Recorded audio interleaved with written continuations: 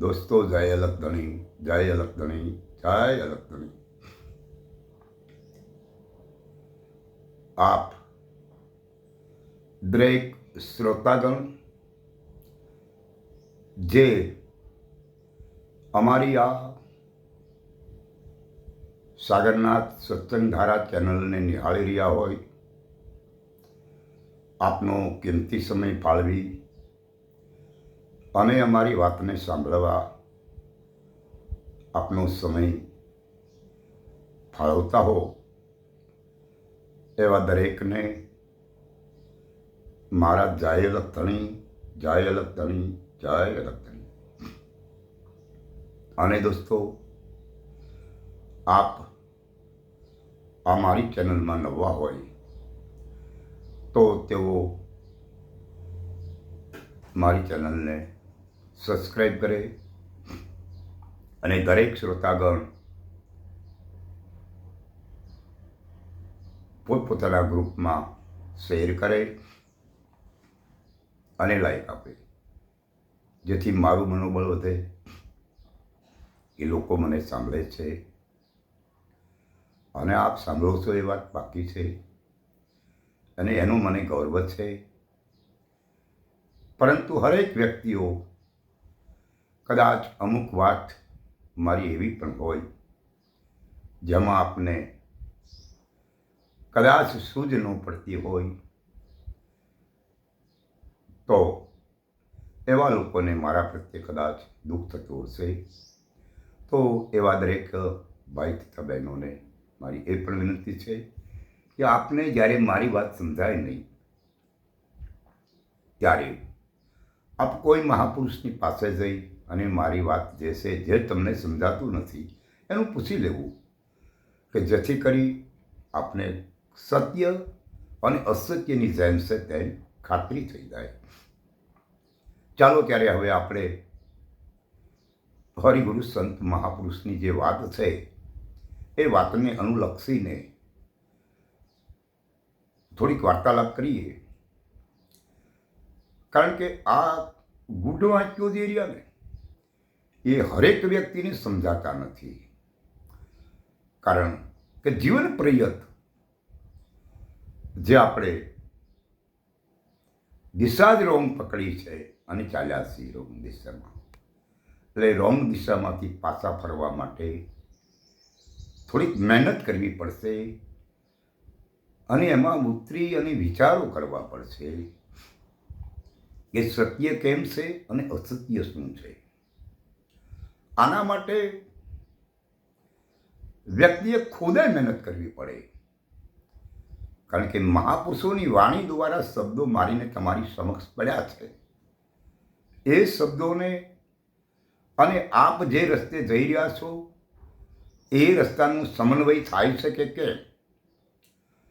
અગર જો સમન્વય ન થતો હોય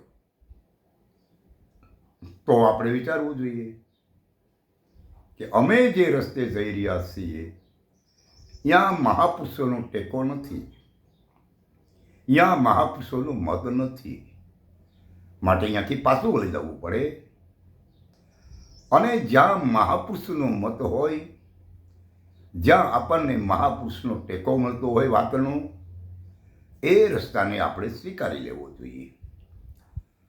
હવે હરેક મહાપુરુષોએ મને ને તમને એક્ઝેક્ટ સાબિતી આપી છે કે આપણે કેવા પરમાત્માને ભજવા જોઈએ, કારણ કે આપણે તો મૂર્તિની અંદર આટોપાઈ ગયા છીએ, પરંતુ મૂર્તિમાં રહેલો ભગવાન એ ભગવાન નથી। જેમ જો કૃષ્ણને કહા હૈ કે હું અણુ અણુમાં છું, બહુ સારી વાત કહેવાય, પરંતુ અણુ એ ભગવાન નથી, અણુ એ કૃષ્ણ નથી, અણુ એ દેવની મૂર્તિમાં રહેલો ભગવાન નથી। જેમ માંડવીનો ડોડવો હોય, એ માંડવીના ડોડવામાં બીજ છે, જેમ અણુમાં કૃષ્ણ રહેલો છે, અણુમાં તત્વસાર રહેલો છે, અણુમાં પરમ તત્વ પિતા પરમેશ્વર રહેલા છે, એમ આ માંડવીના ડોડવામાં માંડવીનું બીજ રહેલું છે. હવે એ બીજનો સ્વાદ મારે ને તમારે ચાખવો હોય તો આ ડોડવાના બે ભાગ કરવા જોઈએ, અને અંદરમાં રહેલો એ દાણો માંડવીનું બીજ એને સ્પષ્ટ પેલું કરવું પડે, અને ત્યારે એનો સ્વાદ આપણે ચાખી શકીએ અથવા તો એને વાવી શકીએ. નહીંતર તો એ નાશ સાબિત થઈ શકે. અને કદાચ દોડવો તેને આખો વાવી દો તો પણ એ પડ તો ફાટે અને પછી બીજકમાંથી બીજક બને. માટે એવી જ રીતે મૂર્તિમાં રહેલો ભગવાન નથી. મૂર્તિ ભગવાનની છે, પરંતુ મૂર્તિમાં રહેલો ભગવાન નથી. આ વાત અમે જેને જેને કહીએ છીએ એ કોઈ માનવા તૈયાર નથી. સતાર સાહેબની વાણી છે કે જેને જેને કહું તે કહ્યું ન માને, મૂર્ખ જાણી મારે છે મને લાગતો.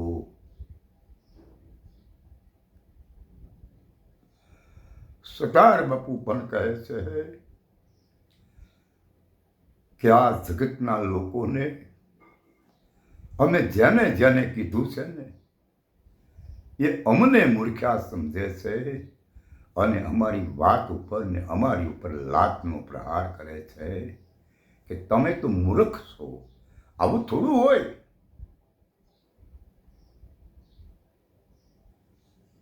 બહુ સાચી વાત છે, કારણ કે એને એ ખબર નથી, માટે ગમે એ બોલે છે. એટલે સતવચનની દોરી જ્યારે પકડાઈ જાય ને પછી આખી વાસ્તવિકતા અલગ ઊભી થાય. પણ જ્યાં સુધી સતવચનની દોરી નો પકડાય ને ત્યાં સુધી નક્કી ન થાય. મહાપુરુષોએ કીધું છે કે આ તત્વસાર ત્રણ લોકમાં રમી રહ્યો છે. સંત જીવન સાહેબે પણ કીધું છે કે ભીમ સાહેબે કીધું છે જીવનને પત્ર લખીને કે હે જીવન, આ 5 તત્વ 25 પ્રકૃતિને મેલ જો વિસારી હવે એમાં મથન કરી લે તું એના મૂળના. ભાઈ 5-25 ને લે વિચારી, પછી મથન કરી લે એના મૂળના. આ 5 તત્વ 3 ગુણ 25 પ્રકૃતિઓના થકી બનેલો આ કાટરૂપી દેહ, આને છોડો, આની મૂળમાં જાઓ. આની મૂળમાં કોણ છે એ જ્યાં સુધી તમને નજરે નહીં આવે ને, કારણ કે સતાર સાહેબે કીધું કે आदम को खुदा मत कहो, आदम खुदा से जुदा नहीं है. आदम को खुदा मत कहो, खुदा आदम से जुदा नहीं. આ દમ જે ભરી રહ્યા છો ને એ જ ખુદા છે. કેમ કે જ્યારે આ દમ ખતમ થઈ જશે પછી હું ને તમે નહીં હોઈએ. માટે છીએ આ દુનિયાના મેદાનમાં ત્યાં સુધીમાં આપણે ખરેખર આ દમની ખાતરી કરી લેવી જોઈએ कि आ दम कहाँ से आते हैं, इस दम को भेजने वाले कौन है. और इसकी बात तुम जो रामा पीर ने बहुत बहुत दिल से चाहते हो और तो बात अच्छी है, फिर भी उनकी बात को समझना पड़ेगा ने. कारण કે આપણે ગઈકાલના વિડીયોમાં કીધું છે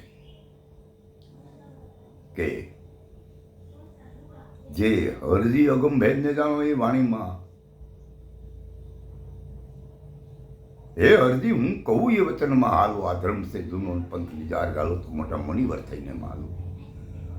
એને કીધું કે જતી સતીના ભેદને જાણો, કર્મ રહિત ક્રિયાને કમાવો. હવે જતી અને સતી, સુરતા સતી છે અને શબ્દ અઘાટે જે છે એ જતી પુરુષ છે. આના ભેદને સમજો, અને એ સમજાઈ જાય ને તો રામદેવજી મહારાજ છેલ્લે એવું કે હે હરજી સતની સદાય સે સવાય હવે ઈ સત આગળ નથી બીજું કાંઈ.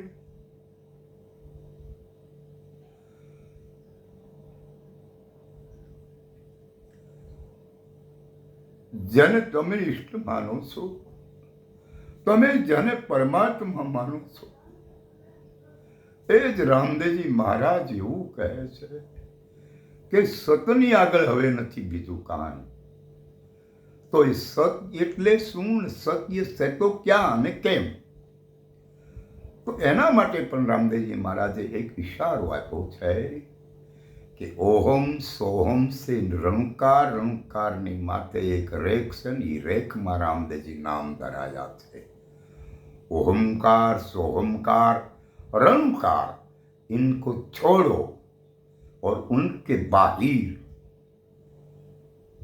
जो एक रेख है, और ये रेख में रामदेव जी એવું नाम साबित है. तो यहाँ कबीर साहब ने भी ऐसा कहा है कि 9 सोहम पर 10मो सोहम सार, हे धर्मदास ताका करो विचार.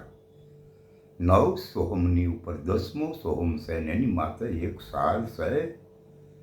હે ધર્મદાસ, તું એનો વિચાર કરી લે. અહીંયા રામદેવજી મહારાજ પણ કહે કે સાર માયલી ધાર કોણ, ધાર માયલી તૃપ કોણ, દીપમાં માળા કરો તો એ માળા માયલું વચન કોણ. પૂછું પૂરા પંડિતને, પૂછું પૂરા પુરાણી, પૂછું સાજ સન્યાસી, આમાં નિજના ગુરુ કોણ. એટલે રામદેવજી મહારાજ આ ઓહમ સોહમ રંકારની પછી જે રેખ છે, એ રેખ મને તમને જો સમજાય જાય તો રામદેવજી તો એવું કહે છે કે રેખ જે રહી ને એ જ રામદેવજીનું નામ છે. તો આપણે એ રેખ સુધી જવું જોઈએ, અને એ રેખ સુધી પહોંચવા માટે આપણે સદગુરુ મહારાજની જરૂર પડે. અને ગુરુ એવા હોવા જોઈએ જે ગમ કરીને ગોતીને બતાવે, મારો તમારો લક્ष्य वहां तक लेके जाए, और आबाद घर की बात जो है वहां तक मेरा और तुम्हारा लक्ष्य पहुंचा सकते हैं. ऐसा ही गुरु की जरूरत है. એટલે ગુરુ મહારાજ જે તત્વજ્ઞાની છે, જે તારક પુરુષને પરિપૂર્ણ ભાષામાં સમજે છે, એવા મહાપુરુષ जिनके चरणों में जावाથી, જેનું ચરણ સ્પર્શ કરવાથી આપણને આનંદ ઉભરાઈ જાય. કારણ કે ગુરુ હમારા ગારડીને મુझ પર કરી મહેર, મરો બતાવે મર્મનો, એ તો ઉતરી ગયા સબ ઝેર.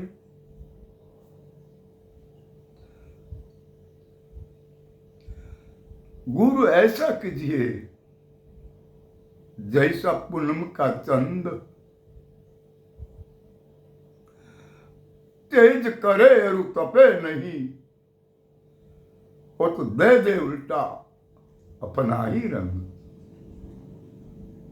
સદગુરુ એવો કરો જેવો પૂનમનો ચંદ હોય, જેમાંથી શીતળતા બહેતી હોય, तेज करे अरु तपे नहीं, और दे दे अपना स्वरूप. गुरु यानी गुरु समान बनावी दे, कारण कि बे तो है नहीं. इस वास्तविकता में तुम एक ही है, और तुम एक जो है, इनकी अनुभूति सदगुरु महाराज મને તમને અવશ્ય આપે. અને આ પદને સમજવા માટે આપણી નિષ્ઠા પૂરી હોવી જોઈએ. આપણી અંદર નક્કીપણું એવું હોવું જોઈએ કે અડગમન કોઈ દી ડગે નહીં, પછી ભલે ને ભાંગી પડે બ્રહ્માંડ, આ વિપત પડે તોય વણશે નહીં ઈ હરિજનના પ્રમાણ. થોડી આપદા ઊભી થાય અને આપણે અહીંયાથી હટી જવાની વાસ્તવિકતા ઊભી કરીએ તો પરમ તત્વ સુધી નહીં પહોંચી શકાય. માટે અડગમન થઈ જાય. અડગમન ક્યારે થાય કે જ્યારે મનરૂપી જે વાસ્તવિકતા છે ને એ સદગુરુ મહારાજને તમે મેં સમર્પણ કરી દીધું હોય ને, પછી આપદા ઊભી જ ન થાય કોઈ દી. માટે સદગુરુ ચરણમાં જાઓ, તન મન અને ધન આની વ્યાખ્યા સમજી લેજો અને પછી ગુરુચરણમાં જવાની તૈયારી બતાવજો. જય અલગતણી, જય અલગતણી, જય અલગતણી.